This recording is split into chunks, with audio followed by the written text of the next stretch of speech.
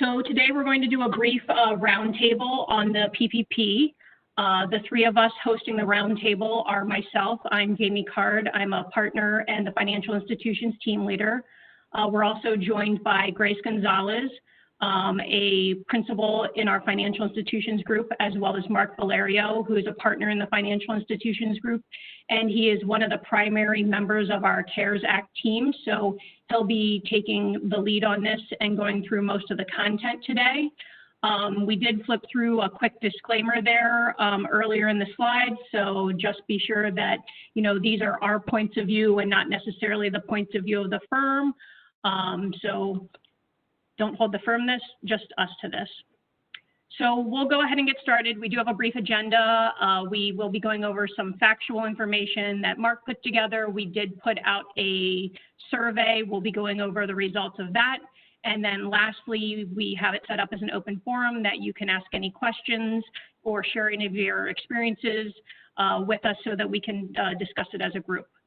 So Marc, if you want to go ahead. Thank you, Jamie. Yeah, so the concept behind this was, I know many of you have attended our CECL roundtables over the past 2 years, and obviously given the current environment, we were not yet able to get together, but the topic on the front burner for everyone has been PPP. It seems to consume most of your time and our time, and we know it's top of mind for everyone, particularly the upcoming forgiveness application process. So we thought it would be, initially we thought it would be good to get everyone together in this format to kind of discuss what your institution is doing and how you're going to handle forgiveness and some ideas you may have. Due to the potential feedback and issues with sound, we decided it would be best to maintain everyone's microphones muted, but we have gathered some feedback in the way of the survey that we sent out in advance, and also the chat is available, and I encourage everyone to, not just submit questions, but submit some experiences that your institution's had, some issues you've had along the way, and how you might be handling a particular situation, how you're handling forgiveness, how you're handling some of the technical aspects of that. And we'd be happy to share those with the full group. But in the meantime, I have prepared some content to give you some time to fill in the chat box along the way. And this, we've scheduled this for an hour, but we might wrap it up early if we don't have a lot of comments in here. But we welcome any and all feedback and questions along the way. But I thought it made sense to get started really with an update on the latest and greatest guidance. It's been about 3 weeks now since the passage of the PPP Flexibility Act. And as you know, this bill made some substantial changes to the PPP. The program as initially included in the CARES Act. And the bill did certainly ease a significant amount of restrictions on the utilization of funding, but as we point out here, the delay certainly was not welcome to those who had really planned out their 8-week period and spent most of the money. So a quick comparison of the original law and the modifications made by the Flexibility Act. As you know, the covered period was extended. The covered period for forgiveness was extended from 8 weeks to 24 weeks, or December 31st, whichever is earlier. And those who had already obtained loans before June 5th do still have the option to apply for forgiveness under the 8-week measurement period. The utilization of funds, as you may recall, the SBA had previously put a rule in place that said 75% of those funds had to relate to payroll costs. The Flexibility Act reduces that threshold to 60%. And there was some initial concern that this 60%, the way it was written in the Flexibility Act, was a cliff where if you didn't hit 60%, you had zero forgiveness. That was subsequently corrected. There was a joint statement initially issued by the Secretary of Treasury and the Administrator of the SBA, and then subsequently the SBA put out an interim final rule to clarify this guidance. So the 60-40 rule does replace the 75-25 rule. The maximum amount of employee payroll costs under the 8-week period. As you know, there's a limitation on 100 of compensation up to 100,000 is included for forgiveness on a prorated basis. So when using the 8-week measurement period, that amounts to $15,385 per employee. And if you're using the 24-week period, that maximum increases to $46,154 per employee.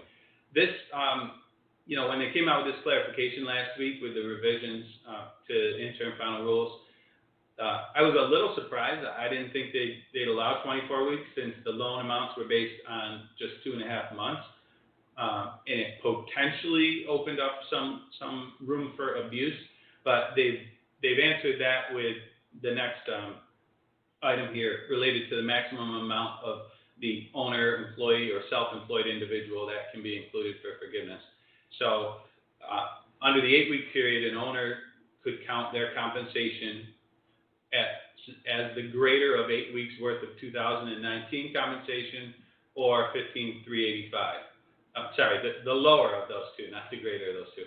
And if they're using the 24-week period, that is the lower of 2.5 months worth of 2019 compensation or $20,833. And that $20,833 is 2.5 months worth of $100,000, which was the amount that they were able to borrow, the maximum amount they were able to borrow based on the owner's compensation. So going to the next slide, just a quick example on how forgiveness would now work with the changes brought about by the Flexibility Act. So if a borrower receives $1.6 million and $900,000 is used towards payroll and $700,000 is used towards non-payroll costs, on the surface you'd say, okay, they spent 1.6, but they don't meet the 60% test, which is laid out here. 900,000 divided by 0.6 gets you 1.5 million. So right off the bat, that borrower is limited to 1.5 million in forgiveness.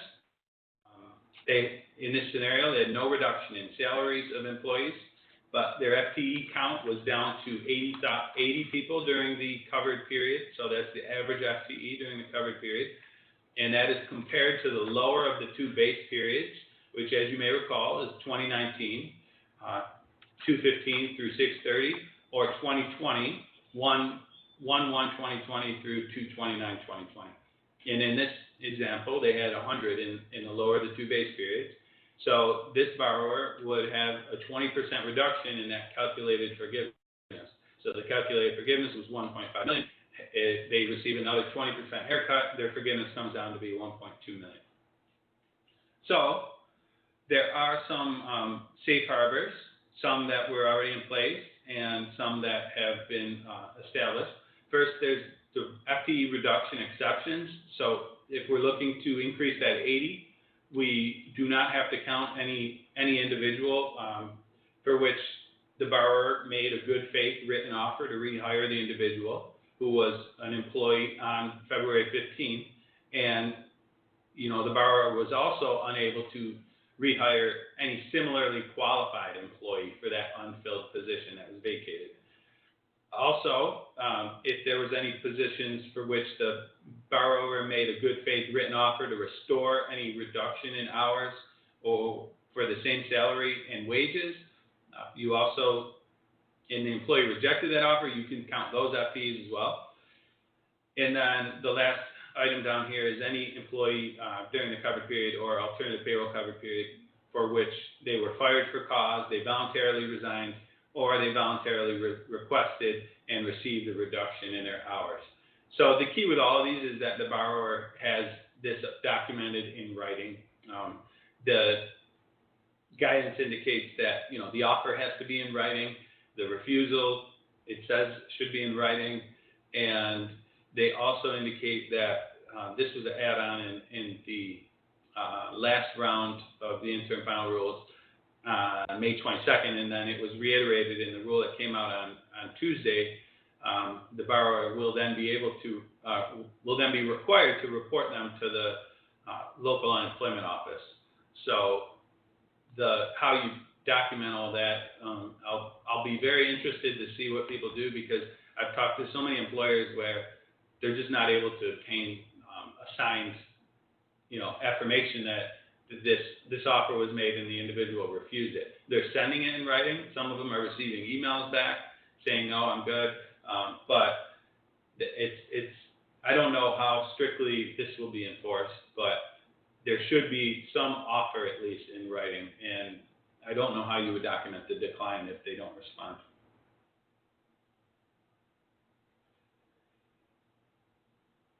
So assuming that you're still at 80 or you only get up to, we'll say 90 under those two reduction items or those three that we talked about, there's then the FTE reduction safe harbors. And I'll first start with the second one listed here, that this one was established by the CARES Act, and if you followed along over the past 3 months, this one says, okay, to qualify, so you came out at 80%, but we can throw that whole test out if you bring everyone back. And to qualify for that, you had to have had a reduction between February 15th and 30 days from the enactment of the CARES Act, which is April 26th. So that's prong one. It's read on the application that they put out. And then if you had a reduction, you can move forward and proceed. But the catch being with this safe harbor that you have to return to 100%, so it's an all or nothing test, by the no later, it says in the Flexibility Act, no later than December 31st, 2020. It was previously June 30th, 2020. So the application that came out actually says in the safe harbor, FTE reduction safe harbor test, to write in the amount at the earlier of the date you're applying for forgiveness or December 31st, 2020. So under that theory, an individual could apply for forgiveness the day they hit that number, as long as they've spent all the money. I assume that they would wait until they spent 100%. They apply on that date, they provide the FTE number on the date they've applied for forgiveness, and then they're good to go ahead with whatever plans they have on handling the business from there on out. It's interesting because the law makes it seem that it's any point in time, and we've had a lot of internal discussion and debate on this because, if you hit the number any time after April 26th, you're at 100%. There's ebbs and flows of the business. That if you have a lot of jobs and you had to hire to those jobs and then you don't have the jobs anymore, are you supposed to maintain the individuals? Well, the application seems to indicate that it's at the date you apply or December 31st, whichever is sooner. So if you're looking to use the reduction safe harbor and you're looking to evaluate your customers' applications, it would seem that there's really not much flexibility on that date now based on the way they put out the instructions and the application itself. The other reduction safe harbor, and this one was established by the Flexibility Act, is that if a borrower in good faith is able to document that it was unable to operate between February 15th, 2020 and the end of the covered period at the same level of business as before February 15th due to compliance with requirements established by either established between March 1st and December 31st, either by the Secretary of Health and Human Services, the Director of the CDC, or OSHA, related to the maintenance of sanitation, social distancing, or any other worker or customer safety requirements related to COVID, then they don't have to look at their reduction at all, their FTEs.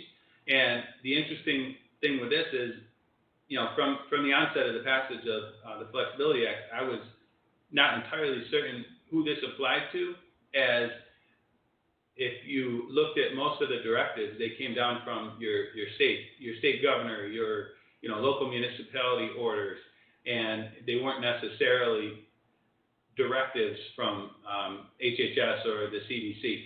But then in the interim final rule on forgiveness and how to evaluate it, that came down from the SBA on Tuesday, I believe it was interim final rule, the 20th one.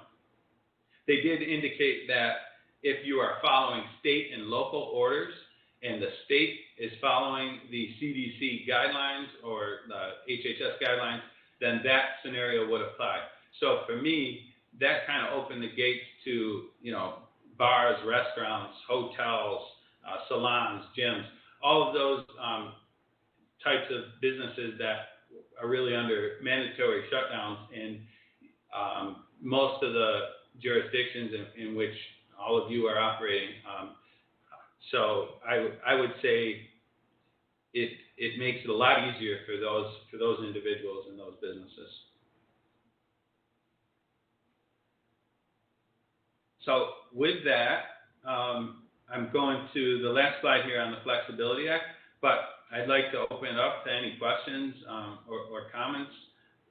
We've gone through some of the technical stuff. Again, my intention is not for this to be a fully technical training, hopefully more of a discussion, but I'll go through this last slide and hopefully in the meantime, some questions or comments on your experiences, you can start entering those into the chat.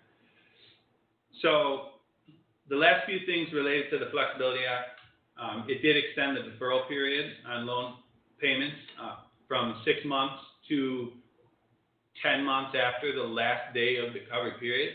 This is the ultimate deadline really for an individual, for a business to apply for forgiveness. So if you think about this, 10 months from the end of your 24 weeks, this could put you out into the end of next summer before someone really legally has to apply for forgiveness.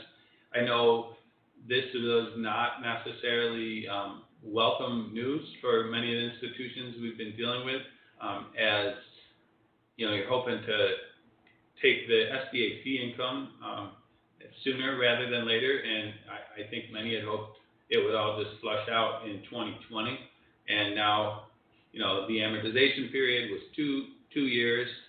If you're writing any loans or terming out loans to the new 5-year term, which also is here on this slide, you know, that could potentially have a significant impact on your net interest margin.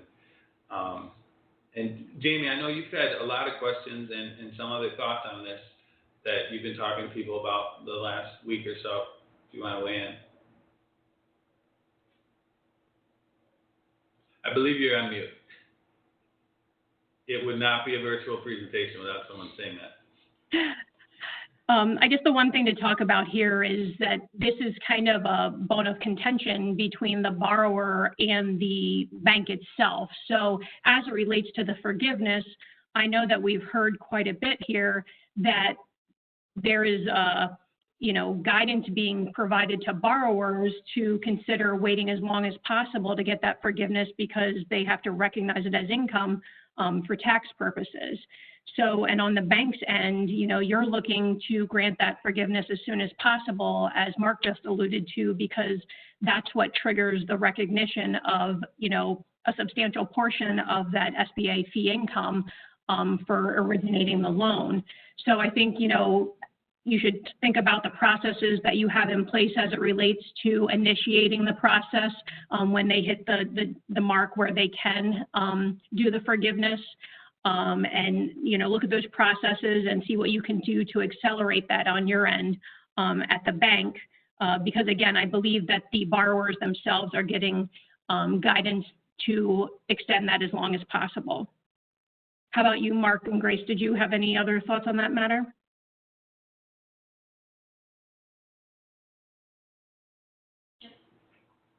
Yeah, no, I think that makes sense. I know, Jamie, what about, are there any other methods to estimate when you can take the SBA fees into income? Can you assume forgiveness? At what point would that be reasonable? What are your thoughts? Well, I think if you have some, you know, if there's a methodical thought process that goes into the anticipated forgiveness and timing of it, that can definitely be taken into account with the recognition of the fee income, because I know not everyone was able to enter the deferred income, you know, on their system loan by loan, and they're doing it on more of a top level basis. So if you need to take that approach, that's something I would look at the end of each quarter when you're preparing your call report, and then obviously highly scrutinize it at your fiscal year end to make sure that your estimate is as good as it can possibly be at that point in time. Thanks, Jamie. Mark, we do have a question in the chat box, and it has to do with changing the maturity of the loans. So in light of the modification being made available to borrowers, does this mean that we need to change the maturity on all of these loans to 5 years now, as obviously this will change the FASB schedule for income recognition? No, that's a good question. The answer is no. So almost every provision of the Flexibility Act they were not optional. This was the one where I think they realized that it was not necessarily administratively feasible for the law to state that all 2-year loans were now 5-year loans, because all of those loan documents were in place and it would require a significant rewrite.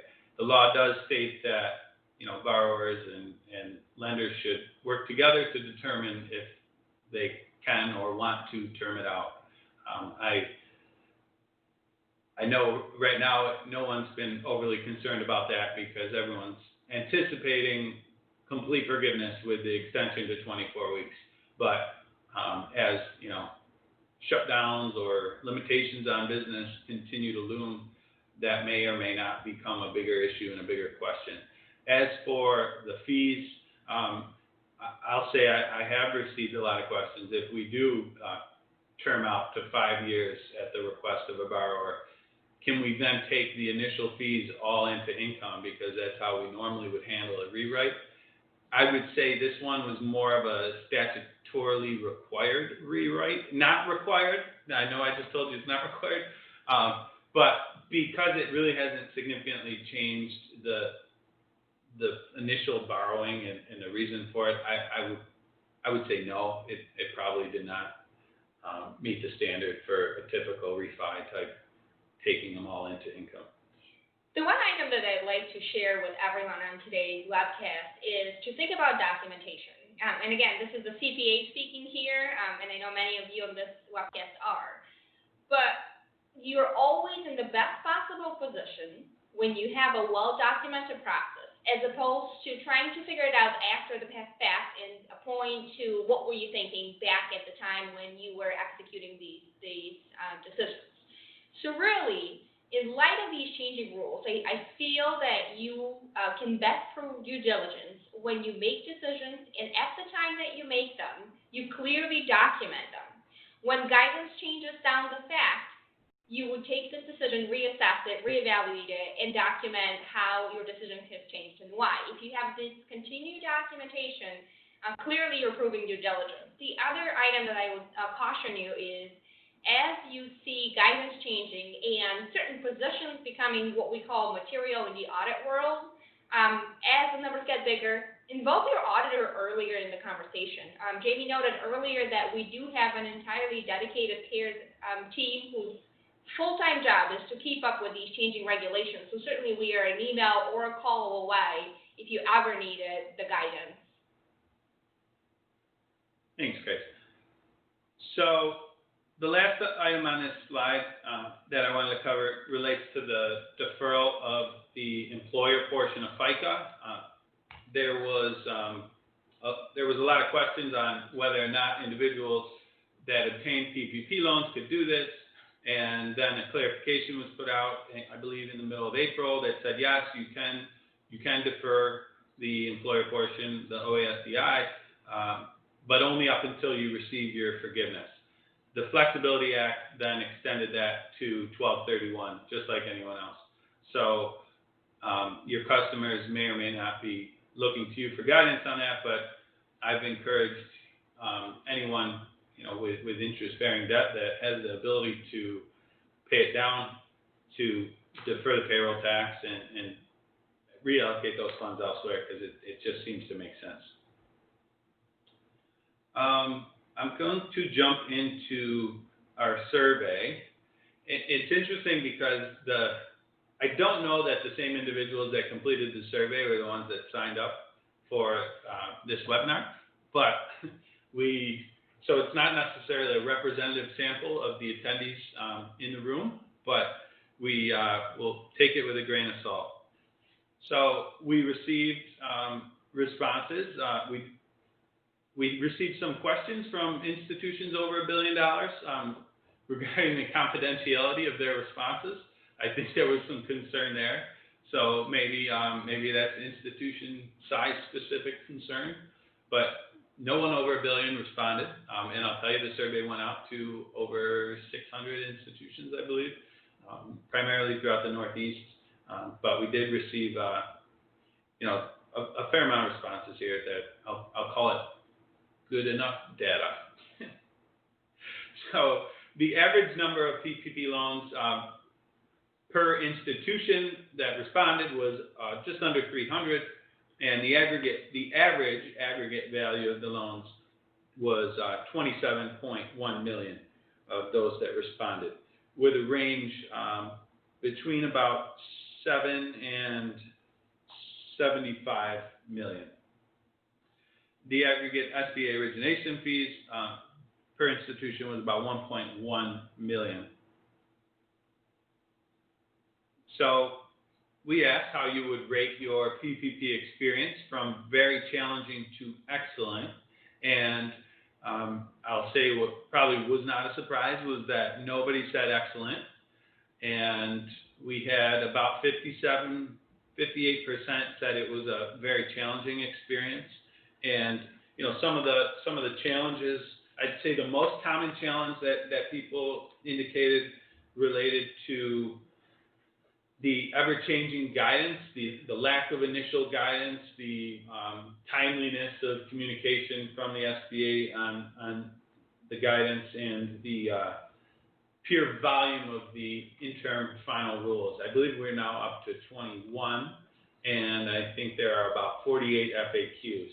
So it's certainly slowed down since the Flexibility Act began to be deliberated, and since then they've had to put out some revisions, which have had some substantial changes within them, but they still are forthcoming, and there's certainly questions. Every day we encounter new questions that we had not necessarily thought of that may or may not be subject to some form of interpretation. The other concern that individuals had really related to the system. I think the E-Trans system issues were pretty well vented on many media platforms, and especially when they rolled out with phase 2, round 2 of PPP, I know there were some significant delays. They were taking large batches, and it shut down the whole system, and it shut out a lot of the smaller lenders. And Mark, I realize it was probably, so long ago now, but I think initially as well, the challenges in communicating with the SBA, when trying to get signed up initially or to get things rolling were also an area of frustration as well. Yeah, and that's sort of another issue that was raised. Individuals that were not existing SBA lenders or weren't enrolled or had not written any SBA loans in a long time. The infrastructure, the technology issues, and the pure volume of activity at the onset, as many of you experienced, it was really open to the floodgates with round 1. Round 2 certainly eased that burden. And we'll wait to see if there's a round 3. I know there are several proposals on, potentially extending the time period for applying through the end of the year because there's $120 billion left. But at this point, I don't believe there's a proposal that has bipartisan support. So we also asked who in your institution is responsible for PPP compliance, process design, monitoring, and the overwhelming response here was that it's the lending group, but we did have a few that indicated it's all hands on deck or whoever's really willing to help out.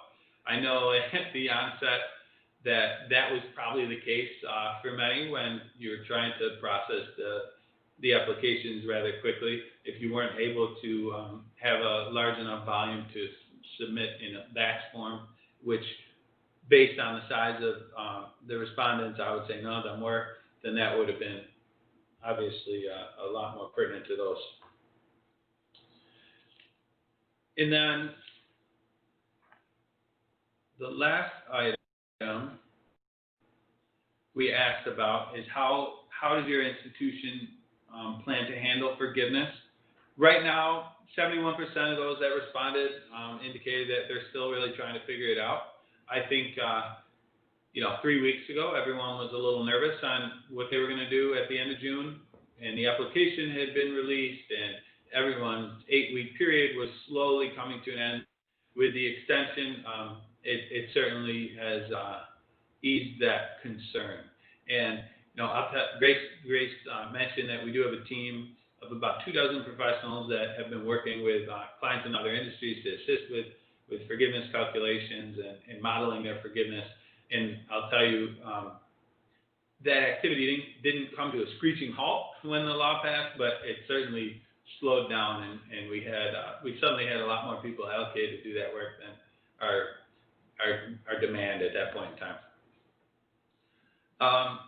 So those that did respond with a plan already, some are trying to schedule out their customers to accommodate the potential influx that may accumulate, and others have indicated that they have either developed or acquired technology to assist in processing the applications. So I think it remains to be seen if there will be a significant amount of third-party software programs that come up with a solution now that there's a little more time. But as the interim final rule released on Tuesday indicated, borrowers can apply for forgiveness whenever they hit their 100%, and that certainly provides a little bit more flexibility to those individuals that were trying to decide between 8 and 24.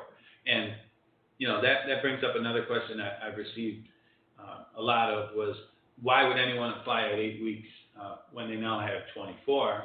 And the quick answer is, we're advising hundreds and hundreds of clients, and in the conversations I had, there were so many businesses that really maintained payroll over the 8-week period that they would not have otherwise maintained, and they had ramped up. They were working towards that June 30th target date to return to 100%.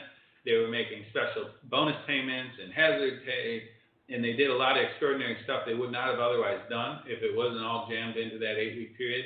And now, shutdowns and the economic fallout has really lasted and persisted much longer than anyone anticipated, which now, they're thinking, I don't know if I can maintain this level of employees for another 16 weeks. And if business doesn't return, if the job, the order activity, and all that isn't back to where it was, we may actually have to have a more permanent furlough. So they want to apply as soon as they can and then get back to managing the business. So there's a lot of that going on right now, and I would be prepared for potentially more applications than you may have anticipated at the 8-week mark.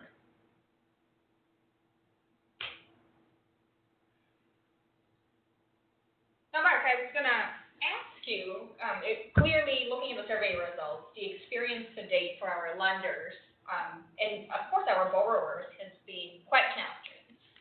What kind of practical advice can we give our lenders relative to trying to make the path a little lighter going forward?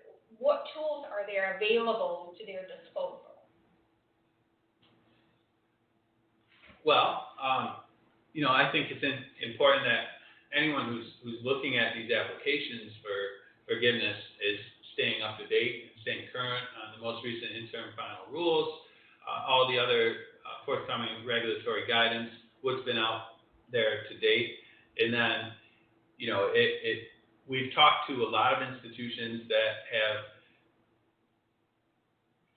hired third-party consultants, and they have that person on call for when there is a technical consultation for their lending group, for their credit group. So that's not uncommon right now. And we've also talked to banks that have hired third parties to do training for their lending people, for their credit people, and some even for their customers. So these are things that people are doing. Everyone's kind of trying to think outside the box and prepare for the potential influx of work. And which may be beyond that of their people that they have able to process that work. I think the extension to 24 weeks slowed some of that concern and some of that activity, but it remains to be seen, how quickly people will apply. But those are some considerations. You certainly, I thought really that if the burden wouldn't be as much on lenders to approve the applications based on the way the law was written and based on the continued reiteration that, we want you to lend, you will not be held liable for anything. But, some of the concerns that I've seen in some of the other survey responses, we had kind of an open forum at the end, is people are concerned about how much burden has been placed on the lender and the clawback of potential fees if they aren't really looking at the information they receive.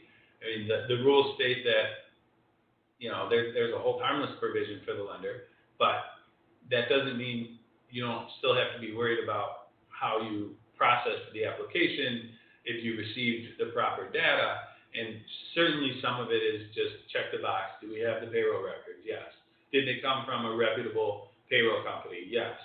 So you don't have to tie out, recalculate, all that good stuff. But there's a lot going back to what you talked about with a clearly documented process and how you're going to handle it, and then the regulatory scrutiny that may ensue. So I understand the concern and the frustration right now because there's so much uncertainty. So it seems like at this point, you really, one of your strategies should be to have a dedicated resource, whether that's a third-party consultant, whether that's someone you have dedicated internally. Certainly, as you can see, we are here to help you. But as you have more and more of those loans, as you have determined that program to be beneficial to you, certainly consider making sure that you have the adequate and sufficient resources to properly administer the program. Yeah, and that might not be the same individual or individuals that were in charge of processing the applications at the onset. It may be a different group that's more qualified to handle, these, I'll say, accounting-related or math-related calculations. The Form 3508EZ certainly simplified things for sole proprietors or businesses that didn't have any sort of reduction, which I think should ease the burden for the lenders as well. There was some concern about those less sophisticated customers of the institution and who would be doing the hand-holding there. But I'm hopeful that eases a lot of that time that would have been spent with those individuals.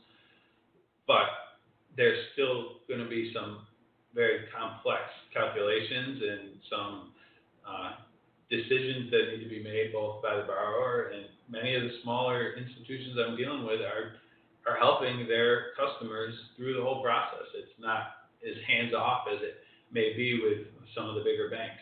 So it's certainly not the same old summer that you may have experienced in the past. One other question that we did receive related to the recognition of accelerating the fees based on when the loan is paid off or forgiven. And the answer to that really is yes. If there is forgiveness, it would be treated just like a prepayment or any others. So, Jamie, I know you've seen a lot of this, but almost, I'd say 75% of the institutions I've talked to, their software doesn't necessarily have the capability to handle partial payoffs and taking the related fees into income on a pro rata basis. So they're trying to set up some sort of shadow accounting system, potentially in Excel. Have you had similar experience? No, actually, most of the institutions that I'm working with, their core processing system has the ability to handle the prepayments related to these.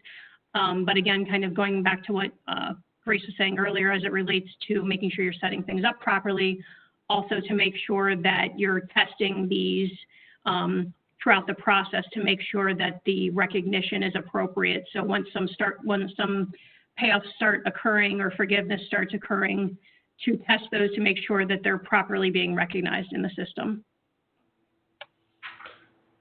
Gotcha.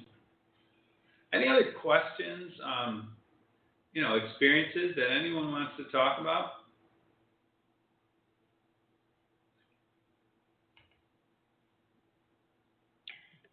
The other thing is, too, we're always looking for topics of interest to any of you for seminars. And if we can do 50 minutes, we can obviously grant CPE as long as we plan for it ahead of time. So if you have any recommendations for future webinars, please email those to us at any time, and we will get those planned and presented for you.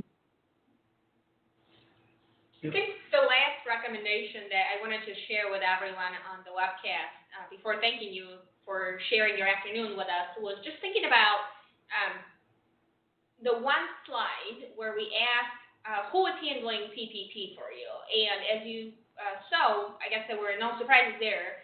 The largest line was the lending arm. So certainly that makes a lot of sense. But again, as the numbers get bigger over time, please consider including your accounting people sooner than later, because they do need to understand the facts and circumstances in order to make sure that your financial reporting is accurate, comes together, and you don't have any adjustments in your audited financials at the end of the year or your call reports. All right, that is all we have for our prepared comments for the day. I see no additional questions, but you have our contact information, so feel free to reach out with any questions along the way. We'd be happy to help out. Have a great day.